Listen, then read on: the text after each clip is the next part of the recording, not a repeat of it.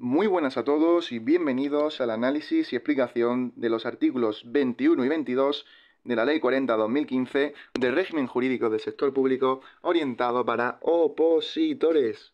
Un artículo 21 que empezamos analizándolo que habla sobre la clasificación y composición de los órganos colegiados. Seguimos en el ámbito de la AGE, así que interesados opositores de la AGE, venid a este vídeo y escuchadlo atentamente. Así que vemos que hay una serie de tipologías de órganos colegiados dentro de la AGE y una composición. Y para ello vamos a analizar el artículo 21. Comenzamos con el 21.1 que dice así. Los órganos colegiados de la Administración General del Estado y de sus organismos públicos, por su composición, se clasifican en A. Órganos colegiados interministeriales, si sus miembros proceden de diferentes ministerios. B. Órganos colegiados ministeriales, si sus componentes proceden de los órganos de un solo ministerio. Así que, en primer lugar, vemos la clasificación de los órganos colegiados en la AGE. Y hay dos tipos, muy sencillo de entender. Órganos colegiados interministeriales, si sus miembros tienen componentes de dos o más ministerios, es decir, de diferentes ministerios. Si sus miembros proceden de diferentes ministerios. Interministerial, entre ministerios. Y el segundo tipo es órganos colegiados ministeriales, si todos sus componentes proceden de un solo ministerio. No hay varios ministerios implicados, todos sus miembros pertenecen al mismo ministerio. Así que interministerial, diferentes ministerios. Ministerial, un solo ministerio. Seguimos, 21.2. En los órganos colegiados a los que se refiere el apartado anterior, el 21.1, podrá haber representantes de otras administraciones públicas, cuando éstas lo acepten voluntariamente, cuando un convenio así lo establezca o cuando una norma aplicable a las administraciones afectadas lo determine. Nos metemos un poco en la composición de estos órganos interministeriales o ministeriales y nos abre la posibilidad, el 21.2, de que existan representantes de otras administraciones públicas. Posibilidad. Es decir, un representante de la administración local, representante de una comunidad autónoma, etc. ¿En qué casos habrá representantes de otras administraciones públicas? Pues cuando estos órganos colegiados lo acepten voluntariamente. Cuando se haya un acuerdo voluntario. También por convenio. Por convenio también puede haber representantes de otras administraciones públicas. Y también por normativa. Norma aplicable. Así que, 3 casos en los que puede haber representantes de otras administraciones públicas. Cuando estas administraciones públicas lo acepten voluntariamente, convenio y norma aplicable. Así que, también nos ha faltado decir algún ejemplo de órgano colegiado interministerial, que podría ser el Consejo de Ministros, ya que hay varios ministerios implicados, y también, por ejemplo, en el caso de órgano colegiado ministerial, pues consejos consultivos dentro de los ministerios, donde se incluyen diferentes directores generales u otros altos cargos dentro de un ministerio para asesorar al ministro, pero todo dentro del ministerio, consejos consultivos de cualquier ministerio. Bien, 21.3. En la composición de los órganos colegiados podrán participar, cuando así se determine, organizaciones representativas de intereses sociales, así como otros miembros que se designen por las especiales condiciones de experiencia o conocimientos que concurran en ellos, en atención a la naturaleza de las funciones asignadas a tales órganos.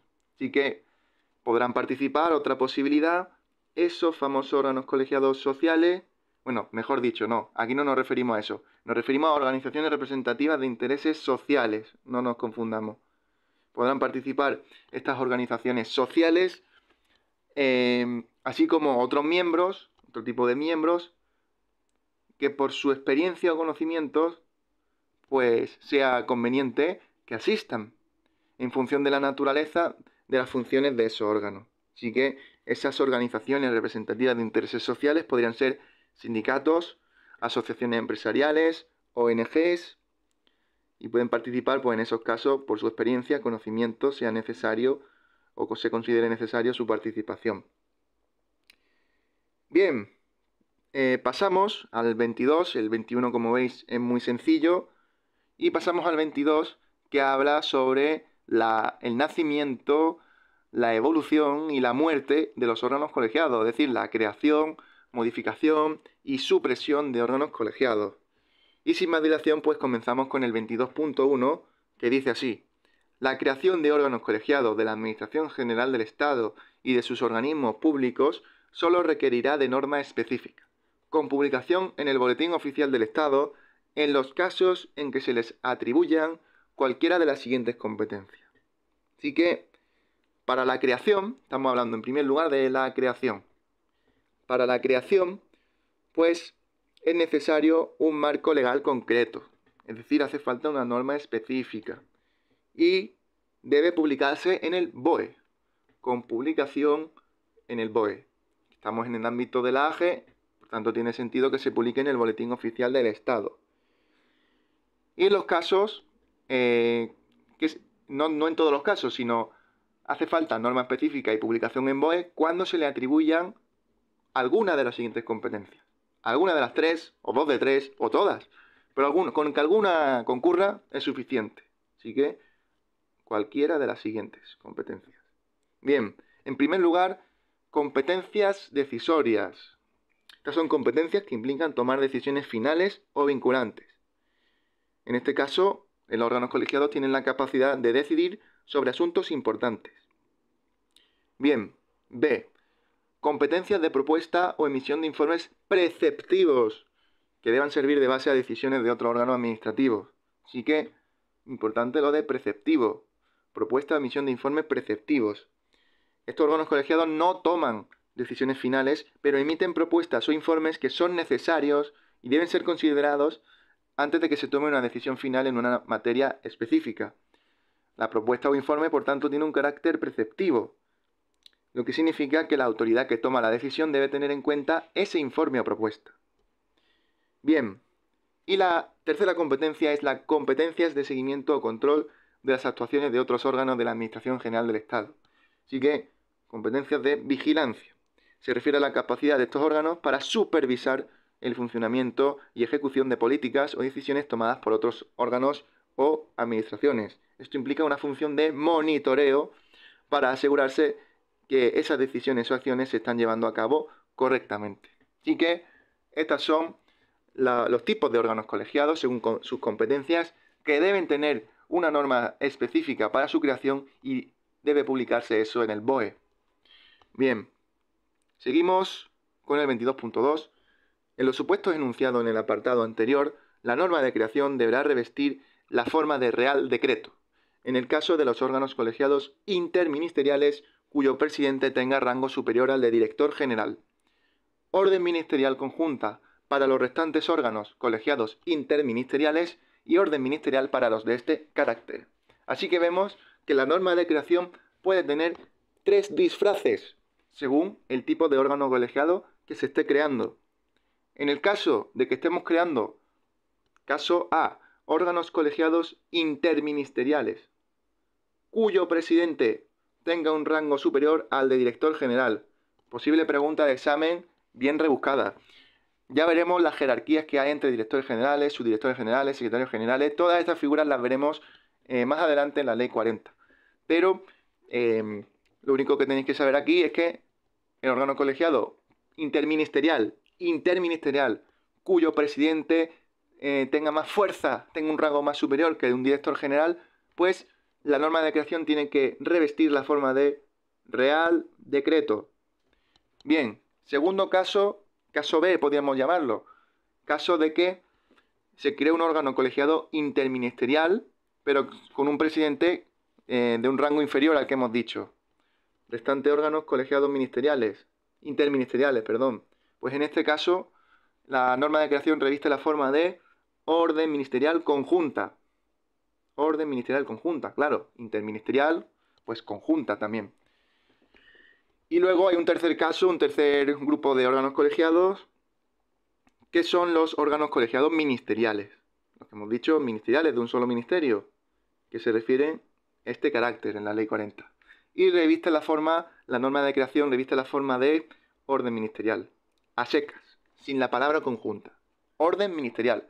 Así que, según el tipo de órgano colegiado, la norma de creación puede ser o un Real Decreto, o una orden ministerial conjunta o una orden ministerial. Seguimos con el 22.3 que dice así: en todos los supuestos no comprendidos en el apartado 1 de este artículo, los órganos colegiados tendrán el carácter de grupo o comisiones de trabajo y podrán ser creados por acuerdo del Consejo de Ministros o por los ministros interesados. Sus acuerdos no podrán tener efectos directos frente a terceros. Así que, supuestos no comprendidos en el apartado 1, pues aquellos órganos colegiados que no tienen ni las competencias A, ni las B, ni las C. Así que, en estos casos, los órganos colegiados pues tienen nombre o tienen el carácter de grupos o comisiones de trabajo. Se les llama así. Grupos en el que se trabajan asuntos. ¿Y cómo se crean? Pues en este caso hay dos opciones. Que el Consejo de Ministros haga un acuerdo del Consejo de Ministros o acuerdo de los ministros interesados. No todos los ministros, Consejo de Ministros están todos los ministros, o puede haber una serie de ministros interesados en la creación de grupos o comisiones de trabajo. Y en estos casos en estos casos de grupos o comisiones de trabajo, en el que no se ejercen las competencias que hemos dicho A, B y C, pues los acuerdos que tome esos grupos de trabajo o comisiones de trabajo no podrán tener efectos directos frente a terceros. Bien, y por último, 22.4 dice así: la modificación y supresión de los órganos colegiados y de los grupos o comisiones de trabajo de la Administración General del Estado y de los organismos públicos se llevará a cabo en la misma forma dispuesta para su creación, salvo que ésta hubiera fijado plazo previsto para su extinción, en cuyo caso ésta se producirá automáticamente la fecha señalada al efecto.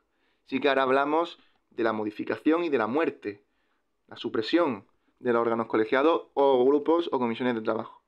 Pues, ¿cómo se hace? ¿Cómo se hace la modificación y supresión? Pues igual que la creación. Igual que la creación. De la misma forma para la creación. Salvo que se hubiera fijado un plazo previsto para su extinción. Es decir, por ejemplo, este grupo de trabajo se crea y se morirá en 4 años. ¿Vale? Salvo que se hubiera fijado, salvo extinción. Se hubiera fijado.